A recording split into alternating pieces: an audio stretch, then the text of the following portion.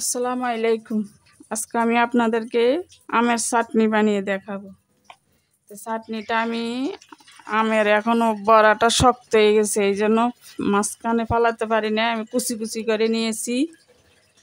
তো এখন ভীষণ টক, এই টকের জন্য চাটনি বানানোর আগে চুন, বেশি না, আধা চামচ, ছোটো চামচের আধা চামচ চুন দিয়ে ভিজিয়ে রাখবো, শুধু টকটা চলে যাওয়ার জন্য। এই টকটা যেতে হবে ভালো করে গুলে, তারপর চাটনিটা বানিয়ে আপনাদেরকে দেখাবো। টমেটোর চাটনি বানাই, জলপাইয়ের চাটনি, আমলকির চাটনি, সব। এখন আমের চাটনি বানিয়ে আমি আপনাদেরকে দেখাবো। খুবই সুস্বাদু, এই গরমে আপনি সব কিছুর সাথে খেতে পারবেন। পোলাও, কর্মা বলেন, তারপর মোরব্বার মতো দুধ দিয়েও খাওয়া যায় এই জিনিসটা, ভাত দিয়ে দুধ দিয়ে ভালো করে মেখে চুনের পানি দিয়ে ভিজিয়ে 2 ঘন্টা 2.5 ঘন্টা রাখবো, যাতে টকটা চলে যায়। পানি আরও বেশি করে ডুবে দিলাম, কমপক্ষে 2 ঘন্টা 3 ঘন্টা ভিজাতে হবে, তারপর টকের ইয়েটা চলে যাবে। এই চুনটা আমি বাজার থেকে কিনে নিয়ে এসেছি, এটা ভিজিয়ে 2.5 ঘন্টা 3 ঘন্টা রাখবো, এরপরে চাটনি বানিয়ে দেখাবো আপনাদেরকে। তো আমি 2 ঘন্টা পর ফিরে আসলাম। 2 ঘন্টার মধ্যে দেখেন আমের অবস্থা।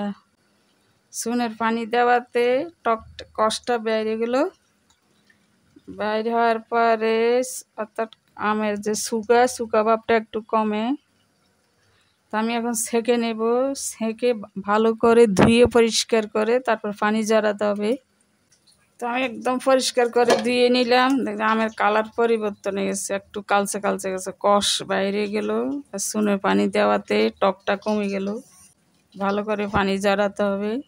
আমি যদি আরও 2 ঘন্টা রাখতাম বেশি ভালো হতো, কারণ এটা শক্ত শক্ত হয়ে যেত, গোটা গোটা থাকতো। চুনের পানিতে যত ভিজে রাখা হয় তত গোটা শক্ত শক্ত হয়ে যায় এবং গোটা গোটা থাকে। আমি তো চাটনি বানাবো, এই জন্য আর বেশি ভিজেলাম না, মাত্র 2 ঘন্টা রেখেছি।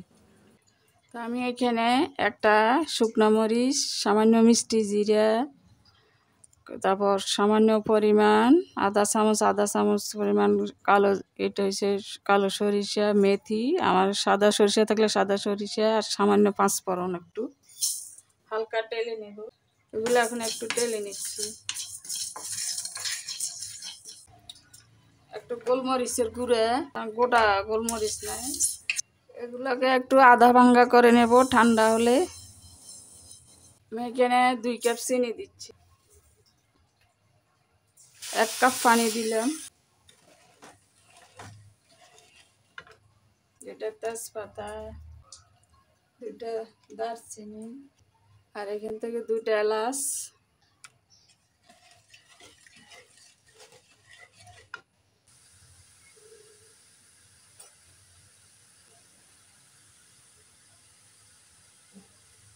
আধা চামচ ভিনেগার দিয়ে দিচ্ছি। ভিনেগারটা আগে দিলে ভিনেগারের যে গন্ধ, এই গন্ধটা চলে যাবে। পরে দেয় সবাই, পরে দিলে গন্ধ থেকে যায় ভিনেগারের।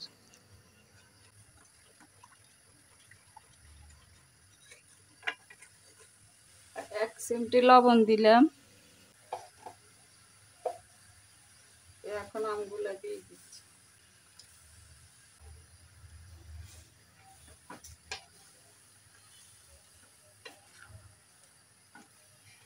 আমের পানিও বের হয়ে গেছে, সব মিলে 5 মিনিট সিদ্ধ করব। আমি এখানে একটু হলুদের গুঁড়া দিচ্ছি, একটু কালারটা সুন্দর করার জন্য।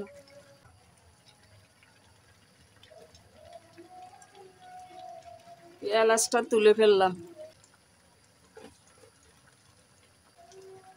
আর আমাদের যে মশলাটা দেখালাম, এটার অর্ধেক পরিমাণ দিয়েছি আমি, বেশি দেব না। আর কুচি করা মরিচ,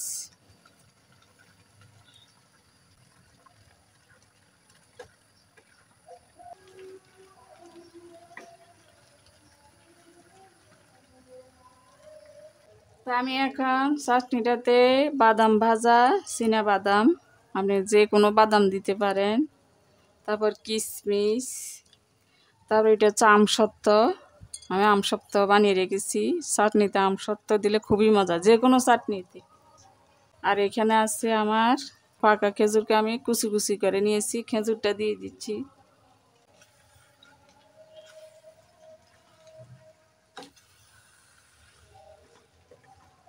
খেজুর আরও বেশি দিলে বেশি মজা। আমার কাছে যতটুকু ছিল 4-5টা খেজুর আমি বিচি ফেলে ভালো করে কুচি করে নিলাম, তারপর দিয়েছি এখানে। চাটনিটা ভালো করে এবার নেড়ে চেড়ে একটু ঢেকে রাখবো, একদম 5 মিনিট পর খুলবো। তো আমার চাটনিটা রেডি হয়ে গেল। আমি বেশি গলাবো না, একটু গোটা গোটা থাকবে, দেখতে সুন্দর। আমি ঠান্ডা করে তারপর আপনাদেরকে দেখাবো পরিবেশন করে। তো আমার হয়ে গেল আমের চাটনি, খুব সুস্বাদু। তৈরি করবেন আর খাবেন। আচ্ছা, আমের সিজনটা চলে যাচ্ছে, ফাঁকা আম দিয়ে করা যায়, ফাঁকা আম দিয়ে আরো বেশি টেস্ট।